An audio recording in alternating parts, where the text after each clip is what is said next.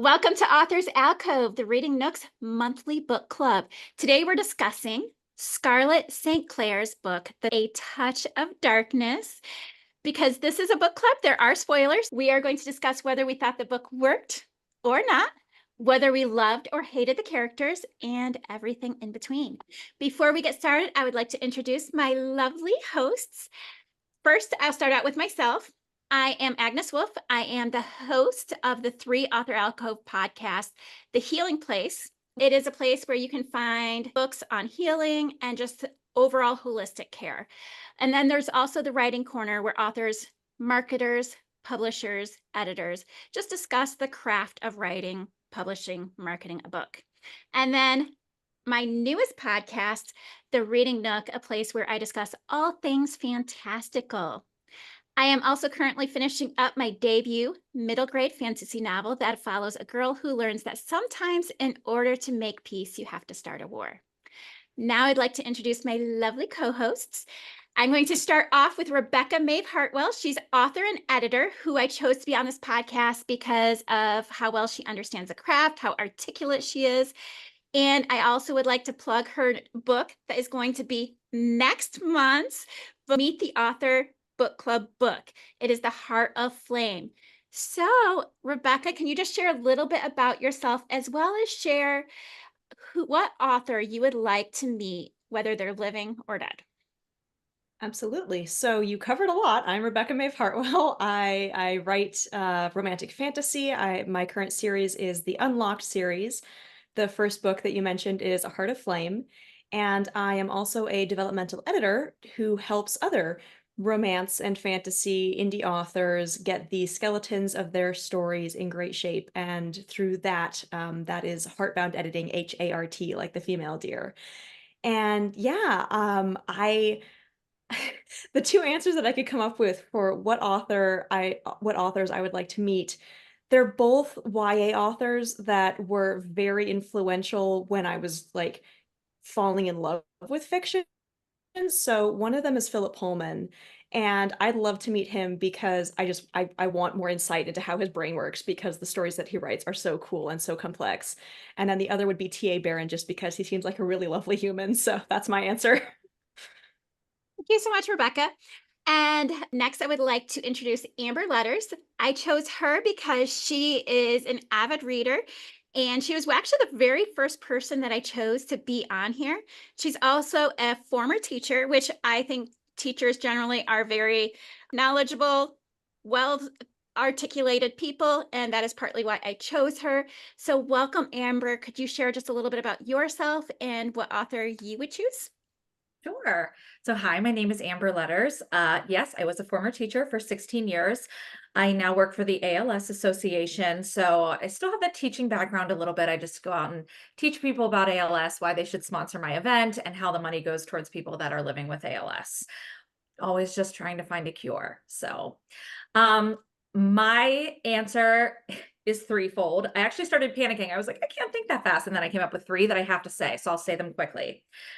My past self would have met Dorothy Allison. I'm not sure if anybody has ever met her. She wrote Bastard Out of Carolina, which was made into an incredible Lifetime movie a long time ago, and a couple other books that were just so raw and gritty. My educational literary self would meet Wally Lamb. I would love to meet a man that wrote a woman's perspective so phenomenally. If anybody's ever read She's Come Undone, unbelievable. Still can't believe it was written by a man. So I need to meet this man. And then let's be honest, if I put it on paper and I had the choice, I'd probably go with Stephen King. I haven't even read that many of his books, but I've definitely seen a lot of his movies, and he's like he's a rock star. So those are my three choices. All right. Thank you so much, Amber. And then my final co-host is Dawn Marie. She is a longtime friend, and I chose her because we both love the craft of writing, and she's been my accountability partner in the writing world as well, and encourager. Dawn Marie, could you share just a little bit about yourself as well as what Yes. author you would like to meet? So my name is Dawn Marie Manning. I'm an author, speaker, and I also am in the process of starting my own first podcast called Wow, That's a Lot. Because every time I tell my own story, people say, wow, that's a lot. Because it is a lot. But there's a lot of other people that have been through a lot too. So I want to bring stories, if it's interesting, if it's inspirational, or if it just can help others, it'll be on the podcast. I'm also working on my own first debut book. It'll be called The Glass Child, and it's a tool for therapists and family members and those in therapy to use to help people understand what they're feeling and what they're going through. So I'm really excited about that. It is almost done. Hopefully, we'll be talking about it on the podcast too. I'm not sure if it's the right genre, but we'll go from there. I think the authors that I would most want to meet would be Frederick Douglass. The man wrote everything. Everything he wrote was like a truffle. It just tasted like poetry in your mouth.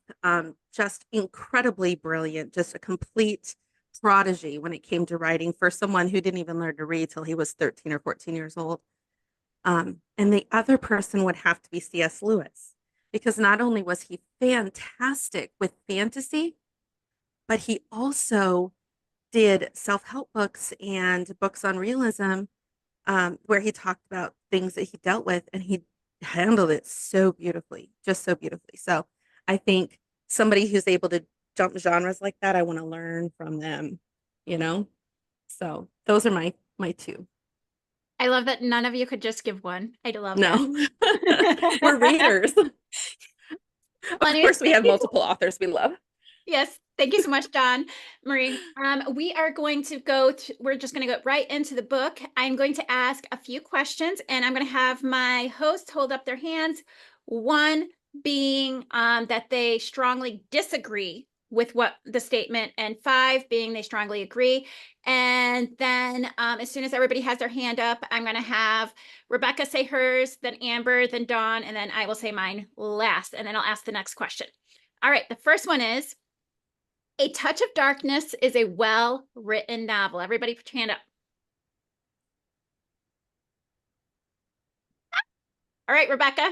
Yeah, so I really enjoyed this book, and it does not help that 5. it is entirely in my genre niche. So yeah, it was a 5. There was very little going through that even came close to pulling me out of the story. I thought the plot was well constructed. I thought the characters were very well written and well rounded, and the emotional payoffs were all exactly where I wanted them to be. I absolutely give it a 5. Amber, you I gave it a can't, 2. I do half a finger, so I would say like a 2.5. Oh, 2. Yeah, sorry. I agree with Rebecca. I loved that the plot, I thought the plot was fantastic. I thought there were no changes in style. There were no changes in the way that the story was flowing. I just felt there were a little, sometimes the writing would just not be as high caliber as the storytelling. I don't know if that makes sense, but storytelling was fantastic, but I'm not sure if the writing matched that. I feel like if there had been better writing, I would have categorized this book into something different. So that's my answer. Dawn. All right, I gave it a 3. I think that as far as it's very surface in my mind. I felt like the story was good, and we do get to see a side of Hades that we didn't see before. However, I'm a dialogue girl, and I kept wanting more from the dialogue.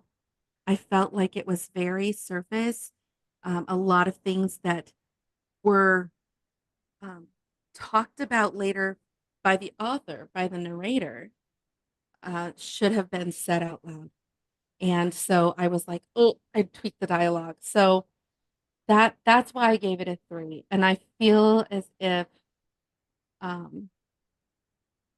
another note, she was almost 4 years in to the process of leaving, her mom and everything. And she still is staunchly holding on to her view of Hades, where when you're leaving a situation like that, where she has obviously left so many of her old thought processes behind, then she keeps holding on to her mom's view of this. She would have already challenged it 4 years in. I believe, I think. And I kept being frustrated with her, if that makes any sense at all. I disagree, just because I know my own personality. But anyway, so like this is where like why I chose you 3 is because I read all books at surface level. So you guys are saying, yeah, at a surface level. And I'm like, oh, I read all books at a surface level. And that is just how I read it. And so this is one of my new favorite books. I absolutely loved it. I am definitely going to be reading Hades version. I'm actually started Hades version of it. I believe it's a root. The name is escaping me. So, and I'm probably going to read all 8 or 10 books. I can't remember if it was 8 or 10, but I loved it. I just loved the storytelling. I thought she did a great job. All right, the next question or next statement. I related to Persephone.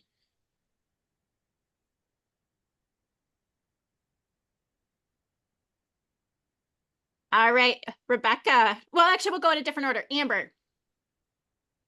I And relate to make sure you say what number I'm you sorry, gave it. I gave it a 3, apologies, because I feel like the Amber Letters now would be as self-confident and as ballsy and just as I loved that about her. I just loved her self-confidence. I loved how, and don't get me wrong, the whole point of the story was that she didn't have the self-confidence and she didn't, trust herself or know thyself and the magic. But boy, do I wish at 21, 22 that I had an ounce of what she had. So I loved the confidence that she did have. And maybe even the Amber Letters at 41, also is still looking for that thing. They say when you turn 40, you don't care what people think anymore. You find yourself, but there's always something else. So I gave it a 3. Rebecca?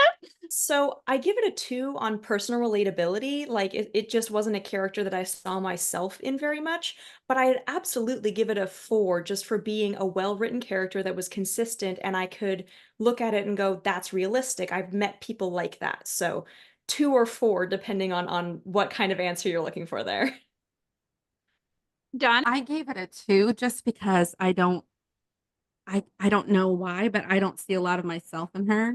When she was leaving to go to hit the club Nevermore, I just kept like all the alarms were going off in my head, and so I don't think I would have been that bold. And so I didn't relate to it very closely myself. This is going to sound very odd, but I related more to Hades than I did to her. And that sounds kind of That's the weird next even coming out of my question. mouth. So Well, I actually would say a 4 for myself just because I think that I have always wanted to try to break away from everything that I grew up in. And probably at her age, I was so like stifled, like because I was too busy people pleasing and trying to please everyone except for myself. And like I feel like I'm now like the rebellious teenager finally is starting to emerge a little bit because I'm finally starting to break away from everybody else and being like, you know what? I don't really care what you guys think anymore. I am going to try to find myself. All right, the next one, relatability of Hades. Oh, I'm sorry, I forgot to put. We're going to start with Dawn Marie this time. okay. So I Say know your what number. my number's 5. I felt like he was really relatable. Um, I know what it feels like to be really misunderstood and to have someone staunchly be committed to misunderstanding me. So I just really liked his character. He was incredibly patient with her. He never lost his temper. He considered himself a champion for women, which that was huge to me. And the way that his underworld people were treated in the underworld, I thought that gave a very clear picture of who he was. And I will say it's really important to note that the books that that are written in tandem, where it's her perspective and his perspective, I really think that if I had read both books at the same time, I would absolutely love the series. And I really anticipate completely adoring the series once I get through his book. All right, Amber. So I said 3. I'm laughing because I had a conversation last night at dinner with friends of ours about this book. And my friend Dom said, these books are probably written by men who then put this standard of how men should be. And I was like, are you nuts? This is written by women who are living out their fantasies. Like, come on. And I have to chuckle a little bit because I am thinking about the sex scenes a little bit. I mean, who can't think about that? That's all, so many pages of it. But I feel like relatability, he was perfect. He was the perfect man. I mean, and I agree with Dawn that he had this reputation about him, and it was the complete opposite. We never saw anything come through. Like, I was kind of waiting for that twist. So I would have to say 3. I am far from perfect. He was perfect. But we'll talk more about that other stuff later. Rebecca. Yeah, so I'm giving it a 4, and gonna echo a lot of what Dawn said. Like, there were certain core character traits in him that I certainly related to. Things like being an outsider who is still around lots of people but is never one of them. And like she said, someone who tends to be misunderstood, although that's improving in my later 20s. And there were still moments where I looked at the choices that he was making. There was one particular moment, basically him choosing to never set the record straight around his assistant, despite seeing how much it bothered Persephone. And like just that one thing made me go, nah, he's not me. I'm not him. That like I would never do that. I'm an over communicator. I can tell when someone is bothered, and I'm just going to lay it all out and we can deal with it. So yeah, 4 out of 5. I would give it a 4. I actually think I agree with Dawn though that I probably more relate to Hades, but that's a lot of it probably is the outsider thing.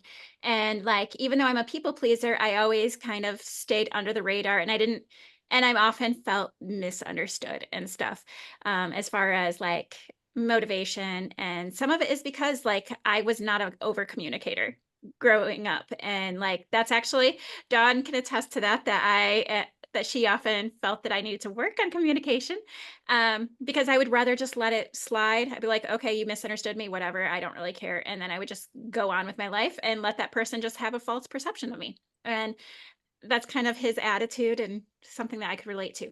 All right, so now we're going to get into the questions. So I just want to thank you guys very much for participating with that particular thing. And I did want to bring up, so I have it, it's a Game of Fate is the Hades version. I have it written down here. So you can, if you go to her website, it actually will tell you if you read these chapters in Persephone's point of view, then you can go to these chapters in Hades' point of view. So you can actually read the entire series in tandem from both sides, which kind of excites me. Yeah. And I probably will listen to the rest of on Audible. I'll probably listen to the rest of the series there. Anyway, okay, so first question is, do you feel this book is deserving of the popularity it has gotten? Yes. Yeah, I do. I do, Yeah. especially because of the thing that she's using where it's from Persephone's view and Hades' view, and the books go in tandem. I think that is actually a really powerful tool. And I think that I'll like the whole series a lot better once I start reading it that way.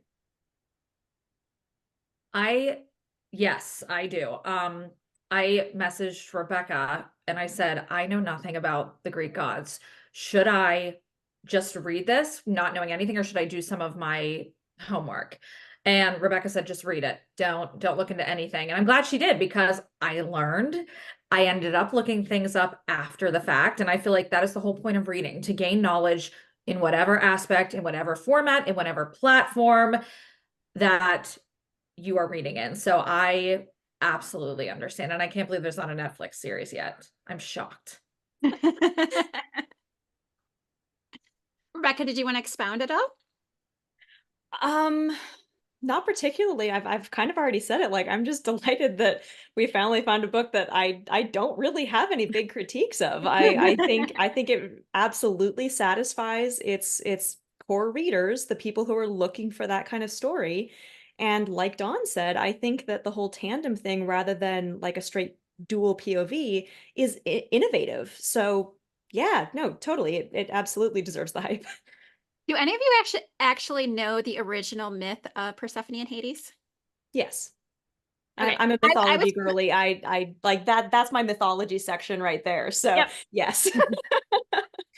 That to me, I am very familiar with the Greek mythology as well, because, again, that's mine as well. But one of the things that I found interesting about the original myth and then the Persephone and Hades thing is that it said to create life, and I knew they had kids. And so I was like, oh, Yeah. so like, and I didn't really look, because like I purposely went into the book not knowing that there was sequels or anything, because I was like, when I go into a book, I want to not know anything. So when I saw that, I instantly thought, she's gonna get pregnant. That's what I thought too. Yep. I did. You're not alone. You're not alone. I was like, oh, that's how they're gonna do that. And So then later, the other gal mentions it. so how did you guys feel about this version compared to any other versions you've read or the original myth itself? It took me a little while, like a couple of chapters, to like really figure out what we were doing with this retelling, like where it was taking place and the world building all around. But once I clicked in, like I really appreciated how the author managed to stay true to some of the core tenets of the original mythology while still being, like I said earlier, so innovative around it. So yeah, I liked how she played that. I really liked that she brought it into the modern world, into a modern setting, and I think she did that flawlessly. Again, not a Greek mythology fan, or so I thought, and now I have a picture of Artemis on my wall, and it's only because I loved the picture. The one was like, "Oh, this is Artemis," and I was like, "Who?" But maybe we do know a little bit more. But I if she did stay true to it, I think that is even more innovative, because she added the fact that it was going to be modernized, so that added a whole other layer to the plot.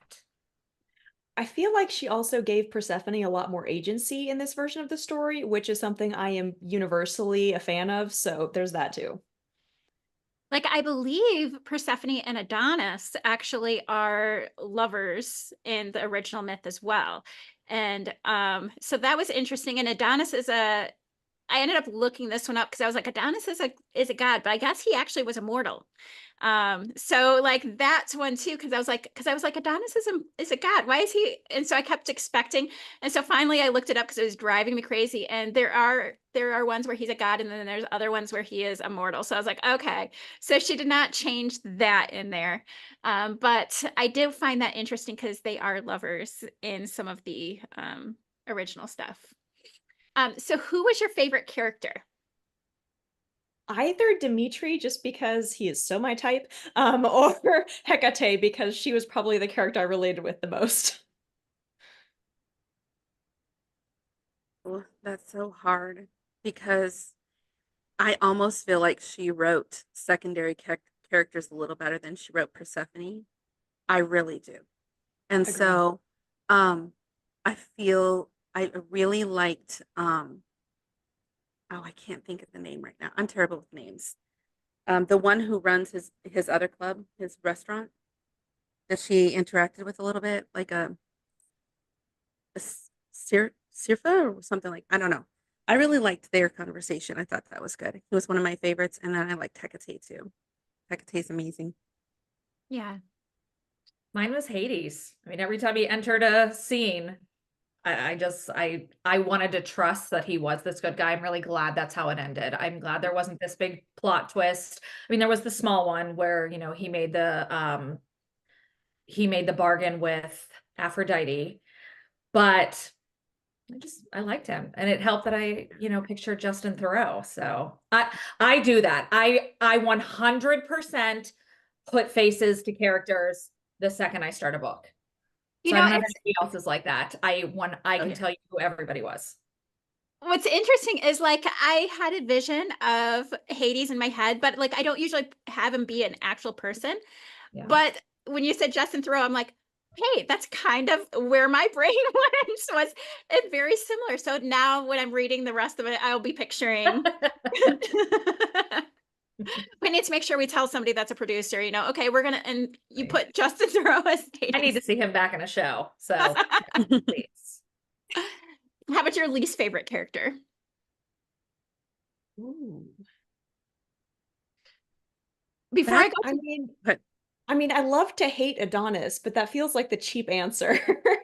Honestly, a lot of the characters were really well written. If there was one that I was judging just on craft, it might be her mother, might be Demeter, Yep. just because that character felt a little bit two-dimensional and overstated at regular intervals. So I would agree with that. Yeah, I completely agree with Rebecca. I think that, like, let's get a book from her perspective. She was just a very flat character. Um, sh- she was a god. She was in the inner circle. How could she still believe that Hades was so terrible? I didn't believe where she was coming from, but I also felt like I didn't know if the author did. I don't think the author wrote her well enough to make all of us not only put in the time and effort to like think about her, but I mean, other than an obstacle, there's just not a lot of depth. So I would say she was my least favorite character. I I would agree with that, but I also really hated Minty. Just really disliked her, you know? fair. And it's really odd because her character was written with so much more dimension than Persephone's mother. So much more dimension. And so Persephone's mother felt like, I'm sorry, she could have been replaced with a cardboard cutout, you know? So it just felt very flat and very, yeah. So from a writing perspective, be Demeter, am I saying it Demeter. correctly? Demeter. Demeter. It'd be Demeter. But from I really dislike this person as a whole, it's me. It's me. I instantly said Demeter for both reasons. So, because I didn't like her as a character, but I also, she was very two-dimensional. Like I thought there, excuse me, I thought there was going to be depth at the end when she, and so I was expecting that. And then it was like, nope, no depth, no depth at the end. She just was cast her daughter into her little prison and yeah, whatever. I So did what you think there was catharsis in the last like interaction between Persephone and her mother, but that doesn't fix the character, so I'd agree with that. What about the romance itself? I liked it. I thought it worked really well. It hit a lot of the romance beats that I watch for when I'm editing. The only one that felt a little bit flat was any sort of like tiff between them. It felt like it was relying a little bit heavily on contrived miscommunication, which is not my favorite way to achieve that. But overall, their chemistry was fantastic, and that's coming from someone who is not the biggest fan of instant attraction in stories. But in this case, I feel like it worked for the massive majority, and one of the few things that bugged me was just how very stubborn Persephone was in her no way arguments around it. I'm just like, really? You haven't gotten over that yet? Really? So that was my only complaint about it.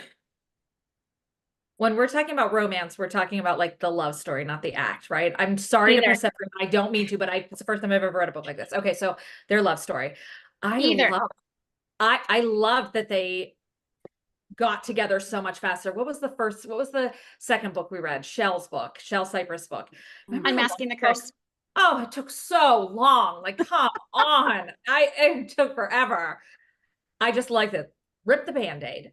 But Rebecca, I would love for you to elaborate a little bit more on what you had just said. Like it hit certain points, and I'm speaking about, and how do I say this correctly, Angie? So what would I call it? Like the lovemaking acts?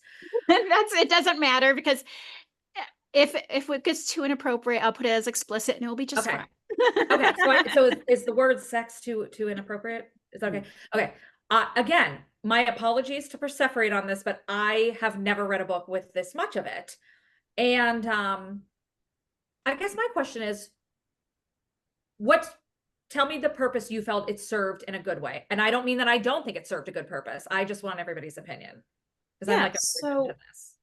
from a sort of developmental standpoint, I thought that the sex worked well because there was always an element of where each character was in their arc on display through the steam.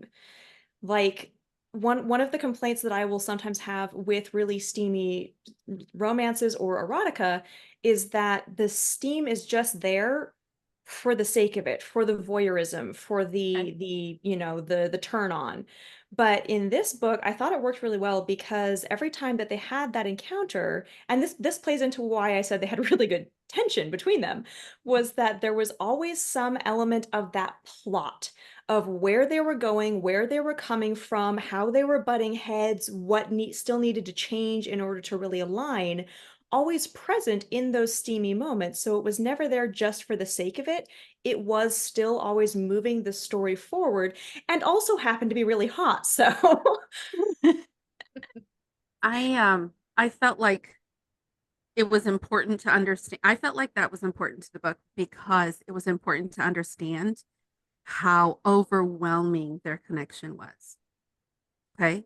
Because the whole point of this is they're fated.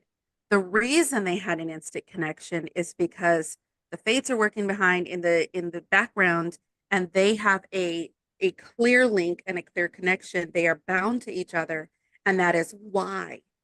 And then it having that kind of a powerful sort of physical connection that Persephone can't even understand plays into the plot line. Like she despises him, and at the same time, please kiss me.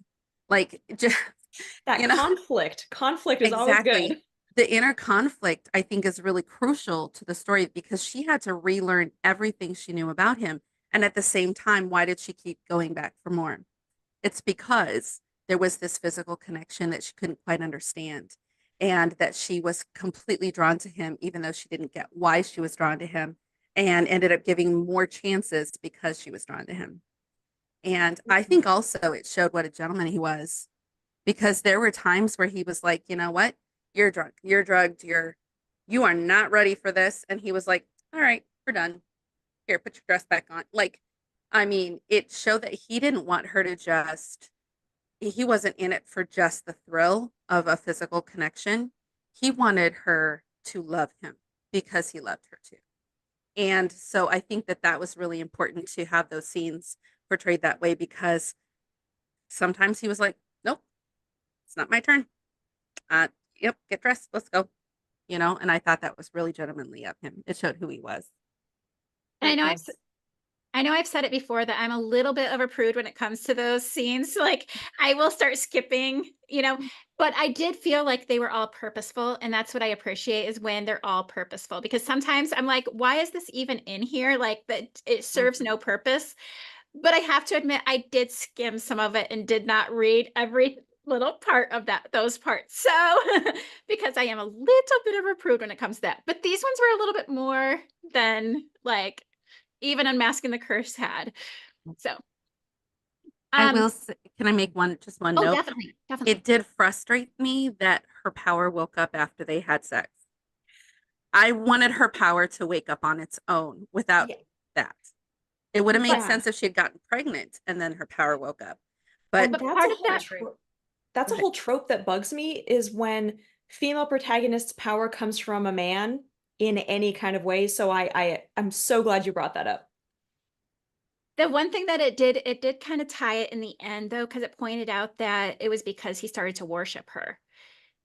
And so it wasn't, and that's why it woke up at that time. So, like, I think that kind of played a part in it as well. But that's I feel like it would possible. have played Coming from better. the dude. I think Yeah. it would have played better if she would have been pregnant, especially because she's the goddess of fertility. So Right. that's what I was thinking. I was like, oh my gosh, she's pregnant. And that's why she's the goddess of fertility, and her power is finally coming out. So Exactly. I agree, Dawn. If she would, I feel like that would have been the cherry. But she did have worshipers before him, maybe different, but they were constantly, hey, can I get a picture with you? Hey, what's your, are you Persephone? Like she did have people who were like, that's true. worshiping her too. So I hate that trope. I feel like women you are never going to be complete with a man until you're complete with that one. And I want to see more of that in literature. Let's go ahead. Let's add the steam. Let's have the perfect man who looks like a literal god and, knows all the right spots. And let's go ahead and do that. But let's empower women to find their own way and not have their way be something that a man contributes to. Because the truth is that is really not reality. This is a fantasy book, though. So, but How about the use of the contracts? How did you guys feel that the contracts played a part? Did you like it? Did you not? I thought it served solid purpose, but I think it would have been happier if the countdown was a lot shorter to make it feel a little more relevant. I felt like I understood the contract process a little better when I started reading Hades' book, and it explains the whole thing with um, uh, Aphrodite and how he got into that contract with Aphrodite. Then I was like, okay, I kind of get it a little better. But um, I I was very prepared to dislike Hades at the beginning because I was like, ugh, she's in her bad boy phase. Just, you know? And I was like, this is going to be a complete jerk guy. And then we're going to be like, right? And then to find out that the contracts that he made were for very specific reasons, and that he had a purpose in what he did, and that the purpose was really for the good of the people that he was contracting with. That to me was a revelation. And I understood why he would use the tool the way that he did. He used them as a tool to try to help people and not as a way to punish people like she thought at the beginning of the book. And just to see, like when they were talking specifically about addiction being something that he was saying, you have to give up your addiction or I get your soul or whatever. I have a good friend who lost her brother to an overdose. And what she said to me afterwards was, you know what? He was never going to be free alive. And coming into looking at the contract system from that perspective, where if they have no motive, not enough motivation with, hey, you're going to lose your soul in your life, like da, da, da, you know, that if that's not enough of a motivation for them to be able to let go of their addiction or whatever their vice is there anything in this world that's going to make them hurt enough to be able to let go of that? And who else are they hurting to? You know, he didn't restore the one guy's wife. We don't know why exactly it was, why it was her turn to be called up. But is it possible that it could have been much worse if she had lived? You know, and these people, like, you know, my girlfriend, I just want her back. Well, you don't know if her addiction or her vice would have destroyed your life, right? And so I thought that was a very interesting tool. And I also feel like the author really handled it beautifully, really with a gentleness and an understanding, both perspectives from both Hades and Persephone, where Persephone's like, you have to help people. And he's going, they're going to destroy their lives anyhow. Why not bring them to a peaceful place? Does that make sense? Like, I liked that balance. I feel like and it has to do with the contracts, one of the biggest letdowns of the entire plot. I mean, when I got to this part of the book, I like snuggled in my blanket. I was like, here we go. I am so excited to find out about this. Was when she was supposed to interview all of those people. And do you guys know what I'm talking about? And I was so excited. I said, here we go. Now we're going to really get to the root of this. We're going to hear some of the people's stories, and we're going to learn more about Hades, and we're going to learn more of exactly what you were just talking about, Dawn.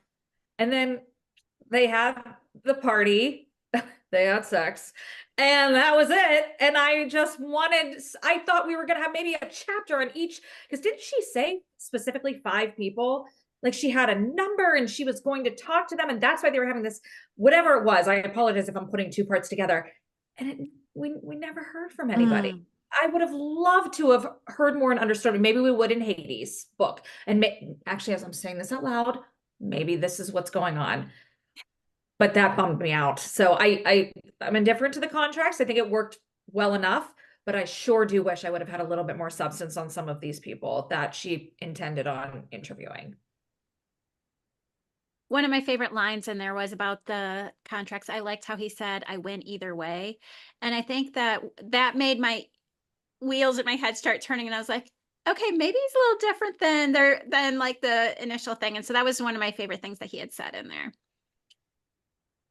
What about the role of Minty? What'd you guys think of her? I have already said what I think of Minty. I know.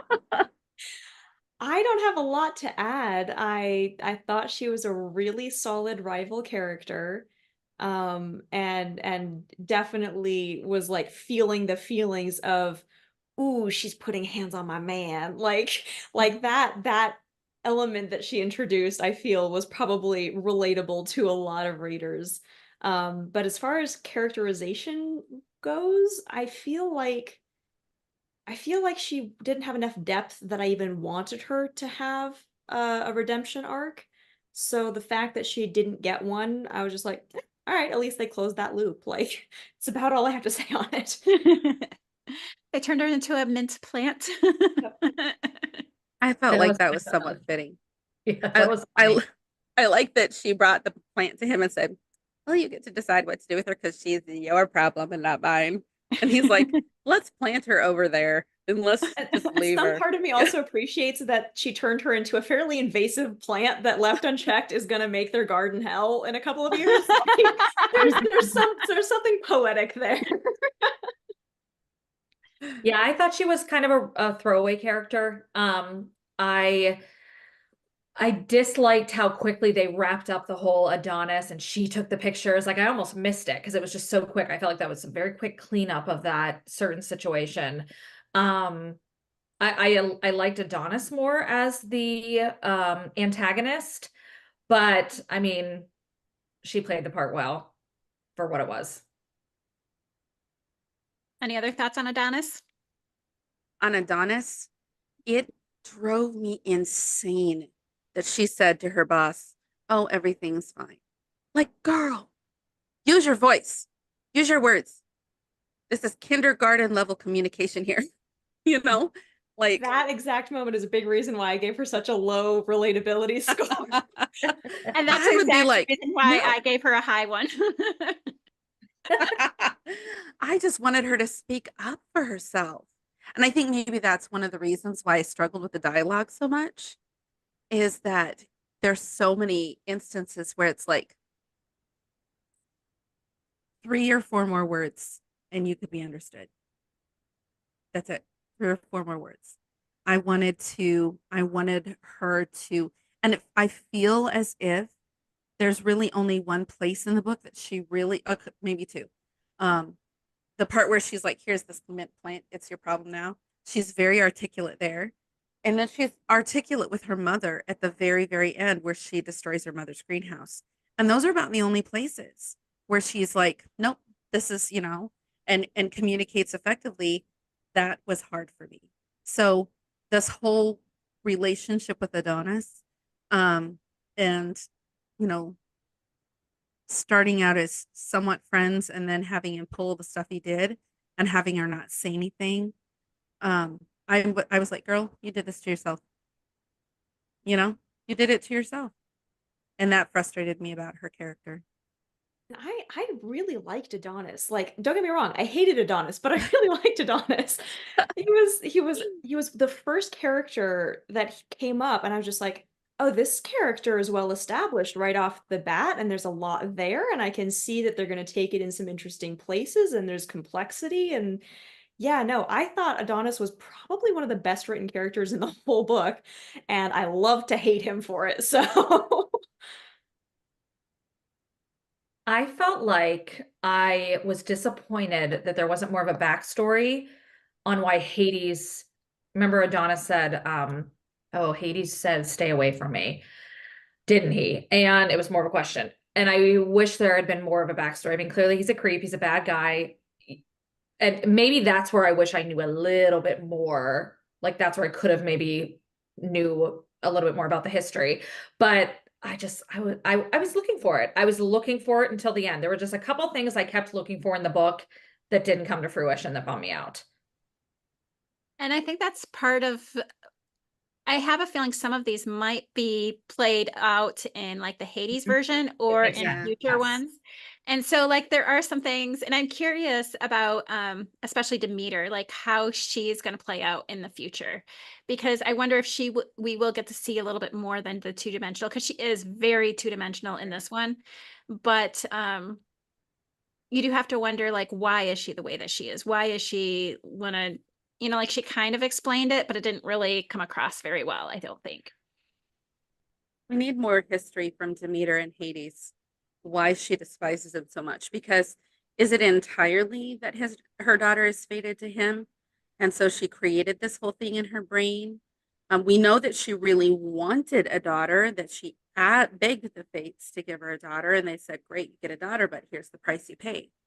So the question then is, why does she hate Hades so much? And that's what I'd like to see. I think I am not opposed to us doing some more from St. Clair. I'm not. But I think next time we should read both books. Were they released at the same time?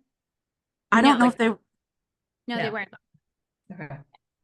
But like when I started reading it, I purposely, when I did not want to know anything about it. So I did not find out about the other books until the very end.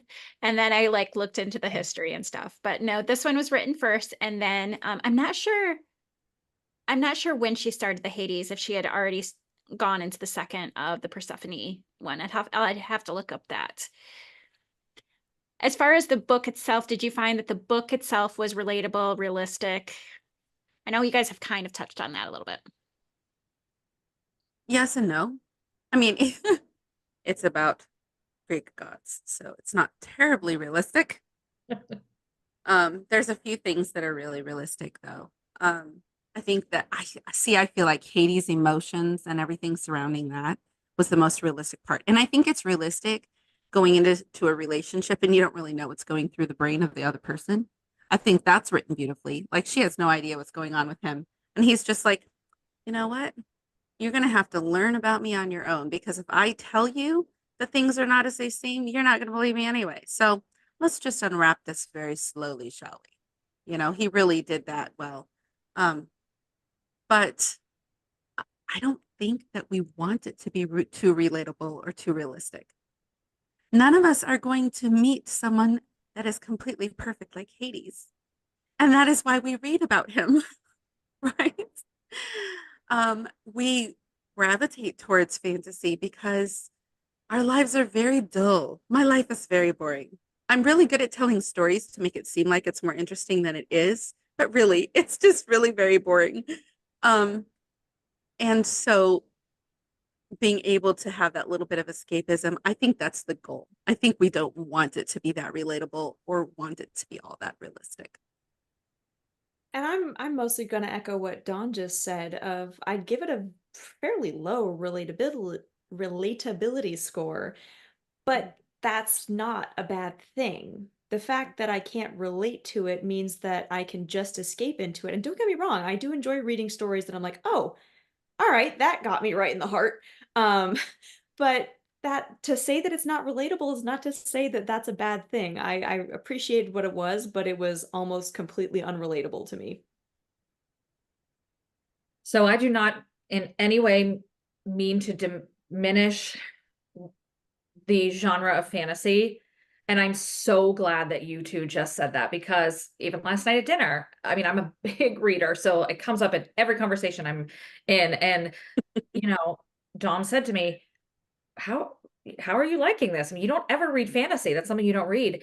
And I said, I understand now why people like it because it's an escape.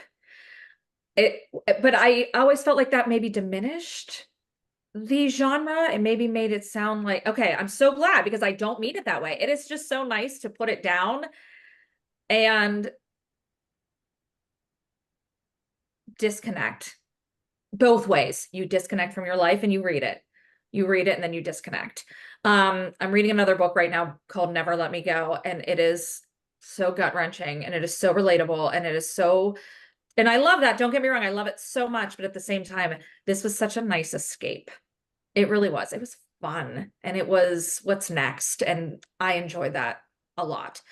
And one more point I wanted to make, you know, when we talk about relatability, sometimes while I was reading, I would think to myself, okay, let's pretend the gods are movie stars or politicians. And I feel like that kind of helped me when it came to grounding myself in the plot, because people do some crazy things to be with famous people or, you know, political persuasion. So that helped me a little bit when I thought about the relatability and in today's society. Okay, to wrap it up with one last question, what do you hope happens in the future books or answers that were not, or questions that were not answered? So my two biggest things that I hope I see is, first, Persephone coming into herself a little bit more. Like we saw her first significant step into more self-ownership. So I hope that we see her really stepping up as a queen, and not just because everyone tells her she is, but because she feels that and she wants to own that role. And then secondly, something that you touched on earlier, was I want to see how things play out with all of the gods, realizing that Demeter has been hiding a new goddess from them for all of these years, and how that plays out for the world, for the pantheon, for her mother, and for Persephone herself. I'm just really looking forward to seeing Hades' point of view. I just would like to see what their life together looks like. And now here's what's going to be interesting. We've already had all of this conflict and all of this change and all this dynamic growth and all of these things happening in the book story already. So where's she going to go from here? Like, um, what is there left to do? We've covered quite a lot in the first book. So that'll be interesting to see where she goes from here with the story. Well, I don't think Demeter's done being upset. No. I have a feeling that's going to play a bigger part, but I want to see what kind of father Hades is. It'll be interesting to see how she writes that, because he and Persephone had children in Greek mythology, right? I'm curious if that's going to be put in there. I'm not sure. Yeah. That would be interesting to note, and to, I mean, can he be the perfect man if he's not a good dad? Like, seriously. I am good. Like, let's stop here. We never have to move forward. I would love backstories, which makes me think maybe I do like Greek mythology, because I wanna I wanna understand. I wanna see why everybody, like, exactly where they are at this moment when we ended the book, how it led to that. Because I just feel like this book was juicy. I'm sorry, I can't think of a better word. So I feel like all of the backstories would be as well. Maybe we need to read the Hades book somewhere down the road here. And maybe we'll get a lot of backstory, because it already, just from the first few chapters, it gave a lot of backstory, Amber. So I don't know. Maybe we're getting one book for the price of two. And I did stop. I did stop because I thought, if I thought in my head, if I keep reading, is it going to be like watching the movie? Do you know what I mean? Like, I wanted to make sure I just stayed in the present in the story that we were supposed to read. So that's the only reason I didn't keep reading. But I mean, I will. I have the Kindle version as well. So I put it on Audible, because that's what I usually do with most of my like, if I'm not reading somebody's that I know's book, I usually listen to it on Audible. And so I started it, and then I was like, you know what? Same thing. I have to stop, because I'm afraid that I will know things that I shouldn't know. And but I got a little bit further than the little snippet that the book had that Dawn would have read. So all right. Well, thank you guys so much. It was a great conversation. I always appreciate, you guys are also articulate, and you guys think of things that I never have. So that is awesome as well. But anyway, so next month we are going to be going live. It's going to be our first live one. And we are going over Rebecca Maeve Hartwell's book. That's her. It's A Heart Aflame. It's the first in the Unlocked series. Do you want to give a little synopsis, Rebecca? Sure. Oh, I have Dawn mine got her too. coffee. I got my copy. Thank I you just got it so today. much. You're welcome. Thank you. I'm so excited.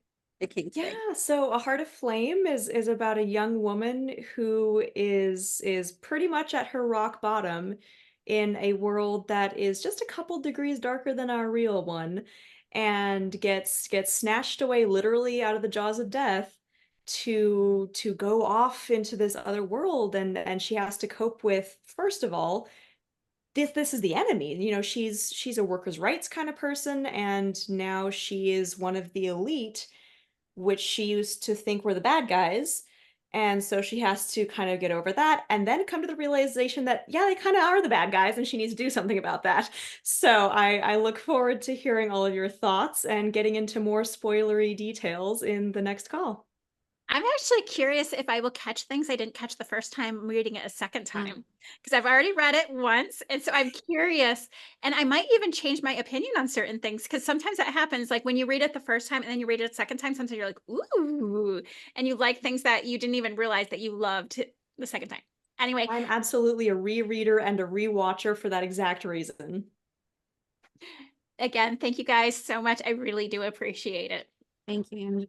Thank you so much, Agnes. Thank you for joining us on this magical journey through Author's Alcove, the Reading Nook. If you enjoyed today's episode, please subscribe, rate, and leave a review.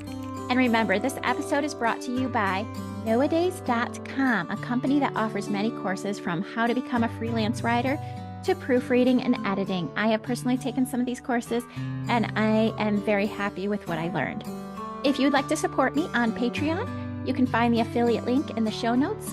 I would love for you to join me on my other two podcasts as well, Author's Alcove, The Writing Corner, where we talk about everything writing, publishing, and marketing, as well as Author's Alcove, The Healing Corner, where authors share their books on healing and recovery.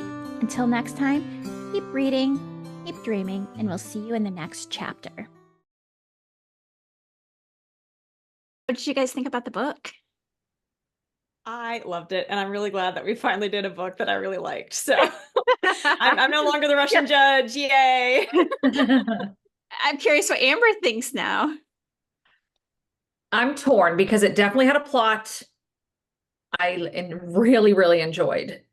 I loved, and I hate Greek mythology. Like that was the only class in college I failed. I just wouldn't go. Like I just hate it. I don't know. I'm older now. I definitely don't have the same feeling towards it. I'm like, what? That's history. That's awesome. I don't know what I was thinking. But I wish the writing would have been a little bit more mature. Is that fair to say? Like, I feel like there was such amazing scenes, and then all of a sudden she'd be like, love you, girl. You know what I mean? Like, I don't know. It was hard for me. And I'll be honest with you two ladies. I promise I'm not a prude. I've never read a book with that much sex. I know. Never in my whole life. It was very steamy. I didn't expect to be quite that close to erotica, so I apologize. I was like, woo. So yes. Well, I just read the Bridgerton, and that one much more tame, but still it's like, okay, for some reason this year's the year. Although I have a friend who writes erotica, and I'm like, okay, so now at least I have a little bit of understanding what she does. I've read erotica. This was not that, because I enjoyed this and it had a plot. So yeah, I don't think I have. I think this is the most erotic novel I've ever read. This Fourth Wing was before this one was the most, and but this is one of my new favorites too. And actually I told my neighbor to listen to it because she's listening to it on Audible. And she like literally has started it yesterday and is almost finished today. So, because she's like painting and she has her AirPods. And do you know that they have Hades view? They have like 10 more books. Yeah. There's 7, right? You can read that. You can read them in tandem. So you can read, so that way you're reading Persephone and Hades at the same time. I got the Kindle book, and it had the first 5 chapters of Hades. And this is going to sound terrible. I like his way better. Way better.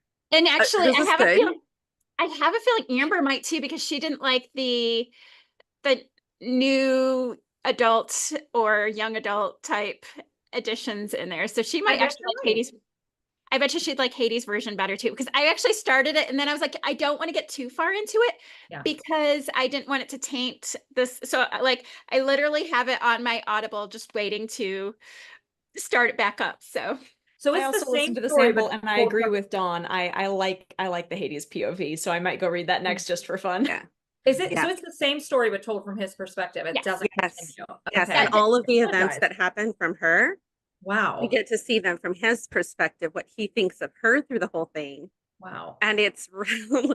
I think that if I had read them both at the same time, I would absolutely love it. But I felt like with this one, I felt like a couple of things. Okay, I didn't dislike it. I didn't hate it. Okay. If you go to her website, you can find the tandem thing if you want to read the rest of the series in tandem, which I might do.